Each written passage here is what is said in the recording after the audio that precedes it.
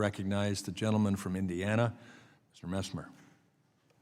Thank you, Mr. Chairman. Mr. Meadows Rodriguez, following up on Ms. Stefanik's line of questioning from earlier, in 2021, you hired Salih Abdallah as CUNY's Chief Diversity Officer, despite her previous employment at the Council of American Islamic Relations, or CARE. The Director of CARE said after the October 7th attacks that he was happy to see people breaking the siege. Is CARE an anti-Semitic organization? Again, the comment that you describe is entirely unacceptable and inappropriate. CARE, I don't know about their policy about being anti-Semitic or not. For the City University of New York, we do not tolerate anti-Semitism of any kind. Okay, thank you. You previously stated that Abdallah does not handle cases directly pertaining to students and faculty, but she is the Chief Diversity Officer. Considering her background, was it appropriate to hire her to oversee CUNY's anti-discrimination efforts? Again, that hire was not a direct hire that I made. Our commitment is that all our employees and faculty and staff abide by our policies and by our code of conduct, which would include no a tolerance for anti-Semitism. That's the conduct that we expect. And if any employee is seen to be breaking those rules, they'll be investigated and the appropriate disciplinary action will be taken. Okay. You have said that Abdallah's work at CARE is consistent with CUNY's commitments to inclusion and respect. Do you remain confident that she can objectively investigate anti-Semitism at CUNY? We have had no complaints with that employee. And again, as I said before, our commitment is if any member of the CUNY community, faculty, staff, or student violates our policies, violates our code of conduct, we will investigate. We've done it, and we've taken action. Has she been removed from any anti-Semitism investigations at this point?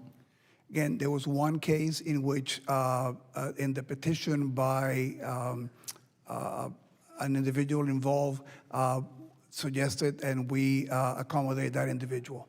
Okay. Chancellor, earlier you said that only 3 of the 7 students were disciplined at CUNY for their participation in an encampment. Why were only 3 disciplined, and what kind of discipline did they receive? Again, I cannot speak to the specific cases of discipline. We work with the district attorney's office in that case. One of the things, and they were individuals that were engaged in breaking into the administrative building at City College. As I indicated before in my testimony, the experience of that encampment is one that we've taken to heart. We have 0 tolerance for encampments in CUNY right now, and we have doubled down in our efforts to make sure that our rules about time, place, and matter are clear to the students, and we've also invested heavily in additional security to be able to prevent any such situation occurring again. Okay, thank you. Chancellor Lyons, Berkeley professor Usama Makdisi described Hamas's October 7th attack as resistance. He also reposted an article praising determination and courage of Hamas terrorists, saying they heroically defended their homeland. Do these statements endorse violence against Jewish people?